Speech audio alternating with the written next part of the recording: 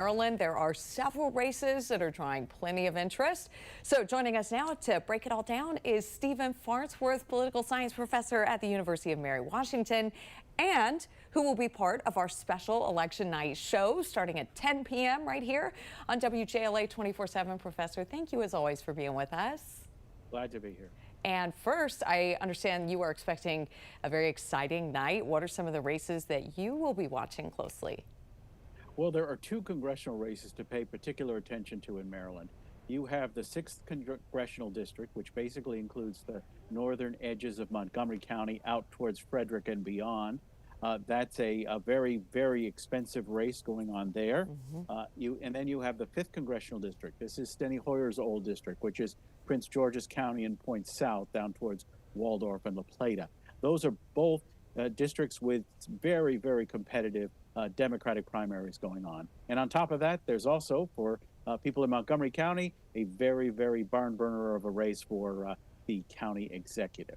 Barn burner, great way to put that. And speaking of things burning up quickly, I mean, we've been talking a lot about how quickly votes can be counted. We know hundreds of thousands of mail-in ballots were replaced. Are you expecting a delay in results for some of these races because of that and because of mail-in and provisional ballots?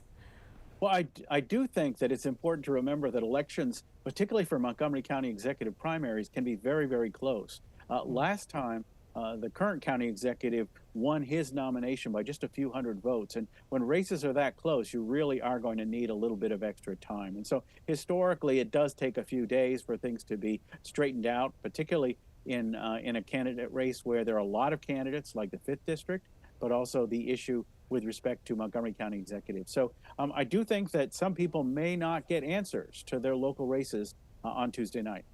For some time there. And let's just talk about that county executive race, Professor. That's a crowded one you mentioned to replace term limited Mark Elrich, of course. How do you see that race playing out?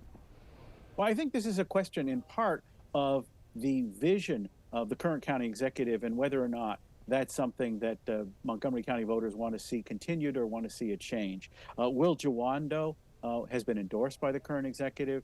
He is likely to be the candidate most aligned with the kinds of priorities that Montgomery County has seen from the county executive over the last several years. Other candidates in the race may be more supportive of economic development or developers.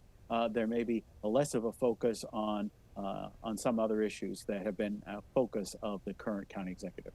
And issues as far as some of the state issues. Maryland is a solid blue state. What are some of the issues, Professor, you see playing out or playing the biggest factor for voters heading to the polls?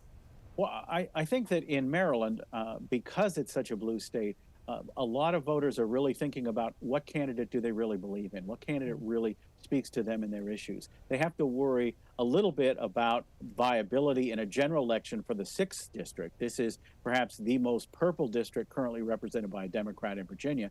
But in the 5th district, Steny Hoyer's old district, that's a very, very blue district. And so the voters are likely there not to worry too much about how things are going to play out in November. The nomination is more or less a guarantee for a victory in November in the 5th district. And so you're going to see much more a question of political identity. Are they mostly concerned about ICE? Are they mostly concerned about affordability? Are they mostly concerned about representation? Do they want more African Americans in Congress, more women in Congress? Those are the kinds of issues likely to impact in the 5th. In the 6th, it's a question of really which candidate is more appealing for the general election, but also the issues with respect to the combative nature of this primary. Do they like what they see from these candidates, how they've presented themselves, and how they've attacked their opponent? And let's go a little big picture here and look ahead, if you will humor me for a moment, Professor. Governor Wes Moore running for re-election, but that has not silenced some of the speculation about a possible run for the White House in 2028. Where do you stand on that?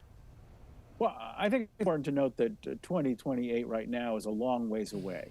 But certainly candidates are looking for the opportunity to make the case that they have a mandate.